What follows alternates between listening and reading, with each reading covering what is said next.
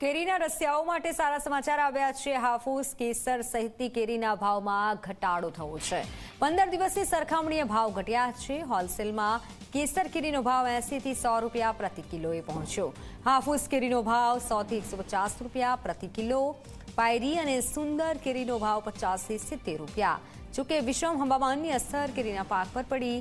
ગુજરાતમાં કેસર કેરીની આવકમાં 50% ઘટાડો થયો। વાતાવરણમાં ફેરફારના કારણે પાક ઘટ્યો છે।